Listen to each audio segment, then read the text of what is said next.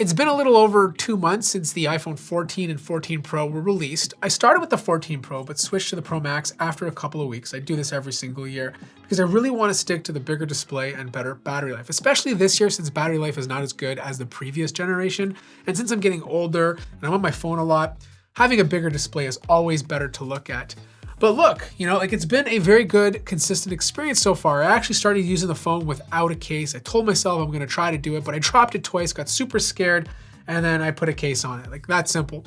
One thing I noticed is that the front display hasn't scratched yet.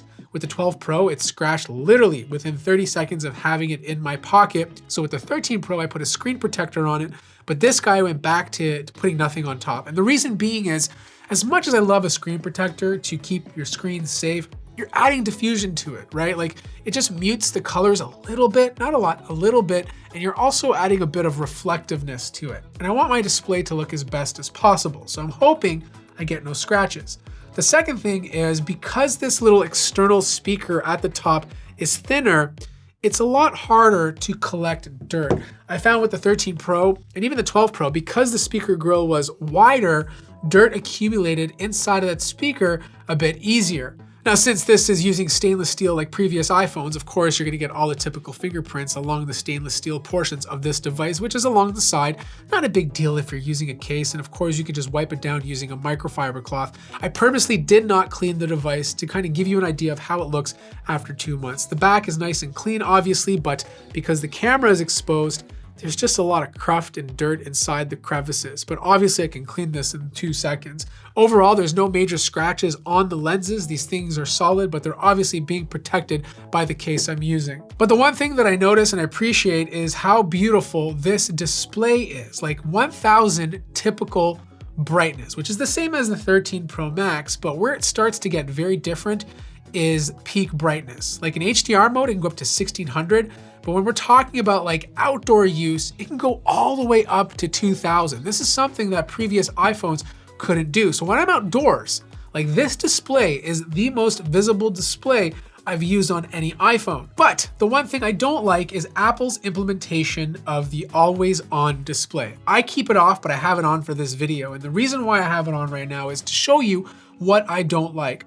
To me, an always on display is just showing the notifications, the time, and maybe a few widgets. This feels like the display is always on. Like, I can see the background even though it's been dimmed down, and I don't want that feeling. It gives me a little bit of anxiety.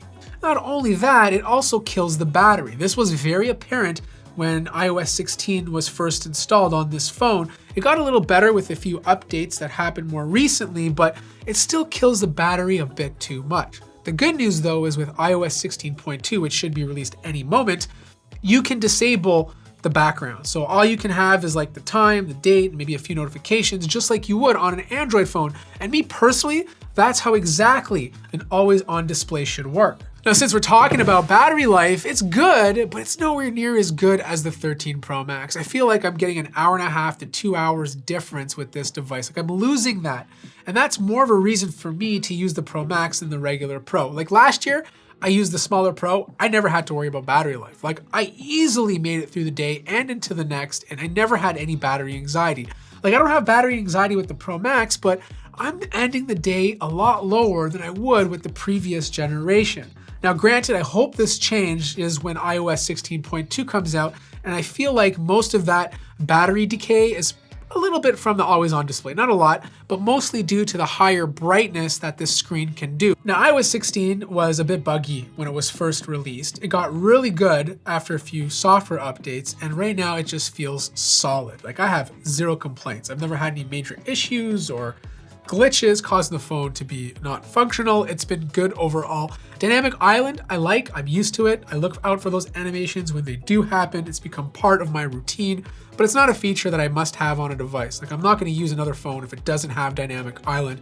I do wish more apps utilize it, like a lot of the music apps do, like Spotify and Apple Music, but a lot of apps just don't, like, how cool would it be to open up your chat app and then someone sends you an emoji and you get like some sort of animation at the top? Or if you're like watching a YouTube video in vertical mode and then you get like the exact amount of time left in the dynamic island while you're watching that video. I don't know, these examples are ridiculous, but there's a lot of things you can do with it, so I hope developers develop for it. But the one thing that I don't like compared to the 13 Pro Max is the camera system. Like, don't get me wrong, mostly this camera is an upgrade, but I don't feel like it's as consistent as the camera on the 13 Pro. That 12 megapixel camera had years and years and years and years of refinement. This is the first generation for Apple using a 48 megapixel sensor.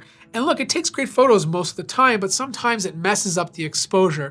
And other times it just gets way too aggressive. Like, I'll zoom in and it just looks aggressively over sharpened, something that Samsung used to struggle with in the early days. So I just don't feel as confident in this camera as I did with the previous iPhone 13 Pro. Is it to the point where I get worried when I take a picture? Obviously not. Like, every picture still looks good. It's just I don't have that sense of confidence as I did last year. Video, still top notch. I don't really have any complaints there. Like, video still looks absolutely awesome on this guy. Probably even better this year compared to the previous year. In fact, this is like my backup B-roll camera. Whenever I don't have my main camera on me, this is the device that I'll pull out over any phone to shoot video with. As for performance, it feels just as fast as the A15 from last year, and it feels just as fast as the A14 from the previous. I really don't notice a difference anymore going from iPhone to iPhone. They all feel equally as fast. And I think that's just because we're in a time right now where hardware is just so good and the apps that we're using on our devices are just not pushing the phone hard enough, especially for someone like me who mostly uses their device to shoot video, read emails. I just don't see an improvement in speed. Like, I'd have to be some sort of crazy mobile gamer to actually see a major difference going from generation to generation. Honestly, there's not much to complain about here. It's still a great phone. If you bought a Pro or a Pro Max or even an iPhone 14, you're probably very happy with your purchase. But me personally, I don't think it's as solid as the 13 Pro when it came out last year. It just felt a little bit more consistent. Now, don't get me wrong, some of these things will be fixed with this phone, like the always on display when it gets iOS 16.2 will be a lot more customizable.